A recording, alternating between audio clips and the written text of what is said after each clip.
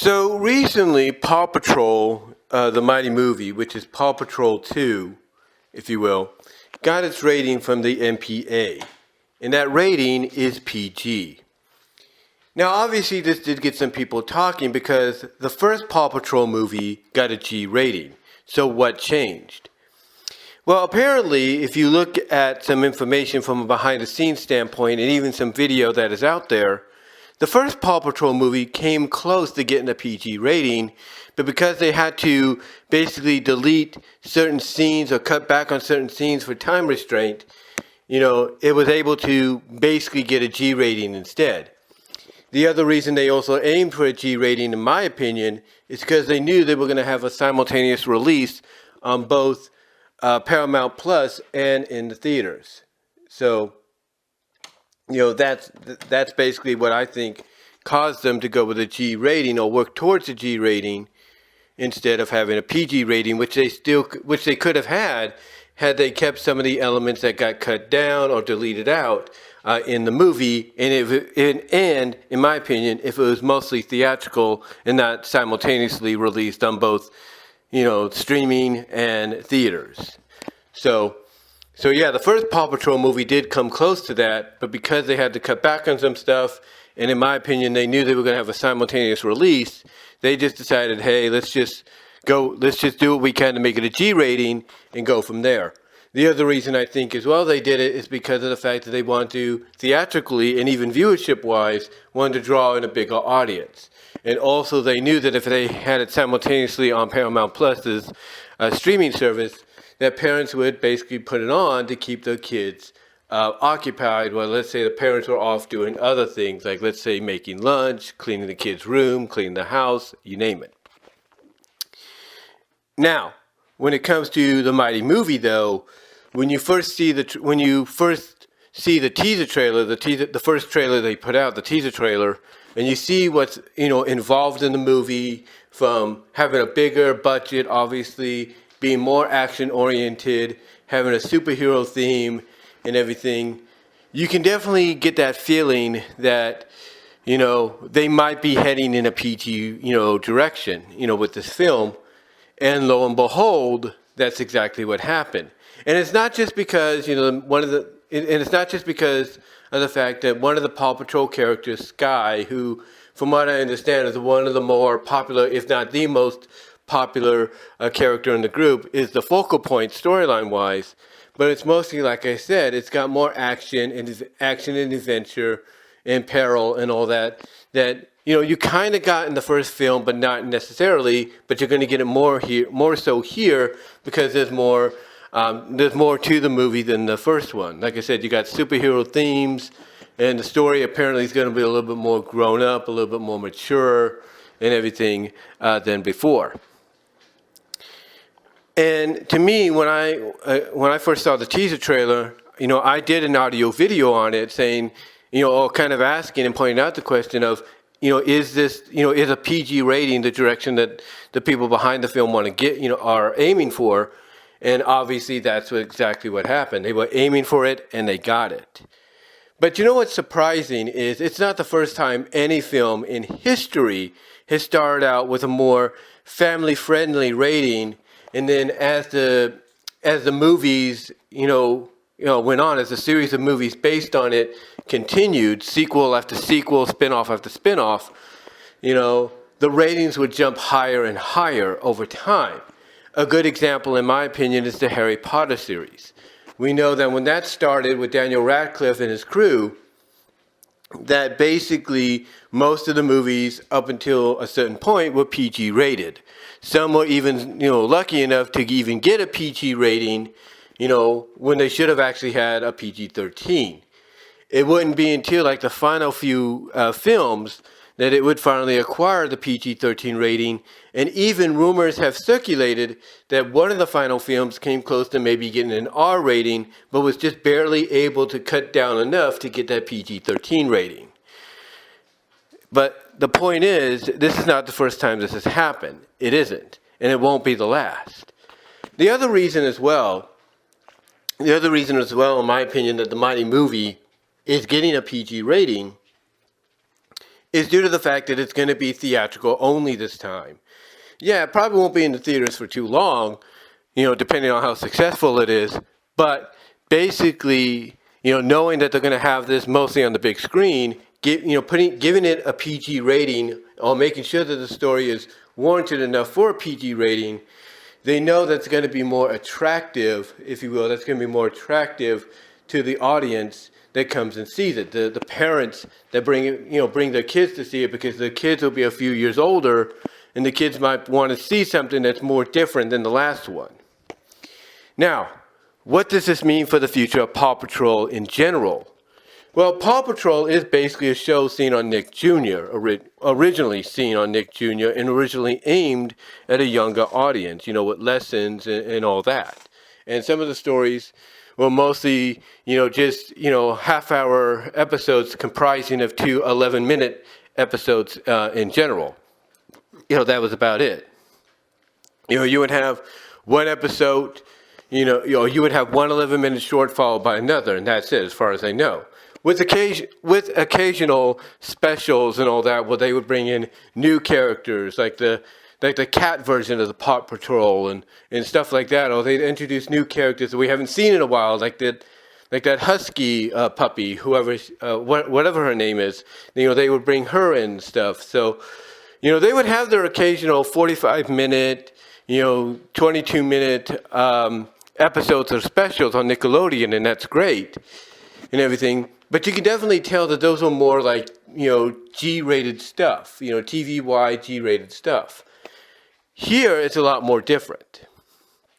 Because with movies, theatrical movies, whether it's simultaneously released, between theaters and streaming, or it's streaming only or whatever, with movies, straight up movies, if you will, that are approved by the MPA and given a rating, you can get away with a lot more. You can grow the characters up along with the story, because you know that the audience you might be targeting is growing up as well.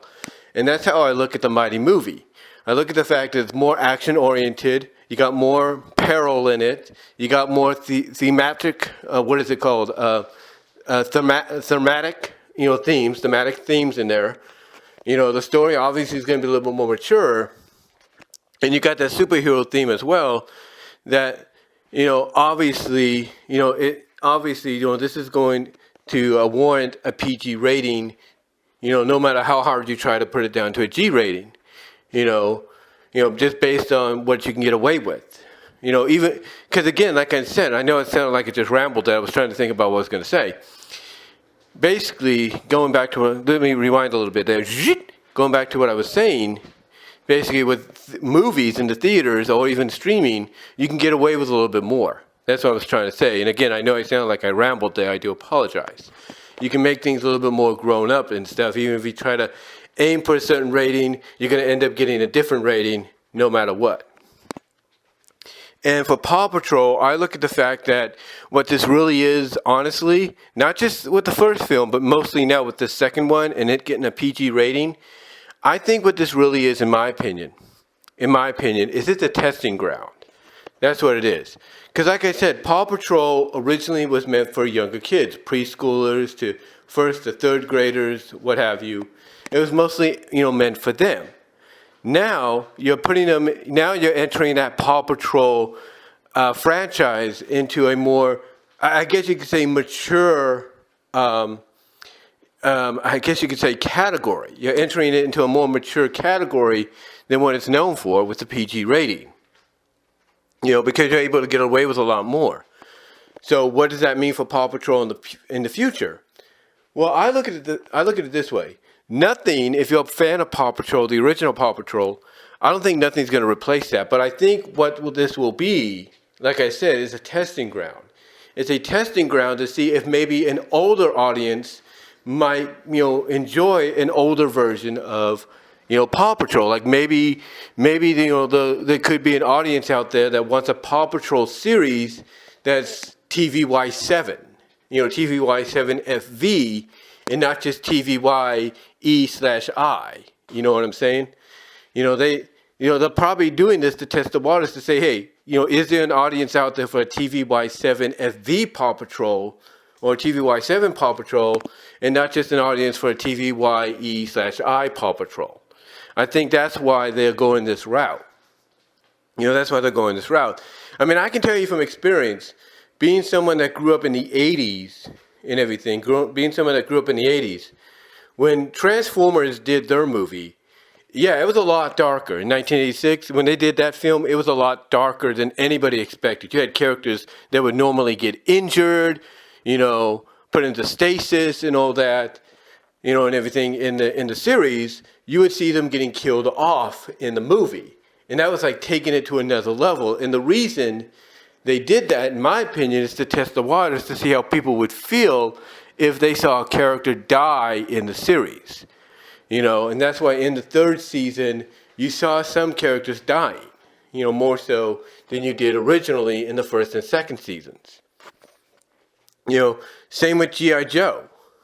When G.I. Joe had their film, Duke was originally supposed to die. Some of the characters that got injured obviously were supposed to die. Let's be honest.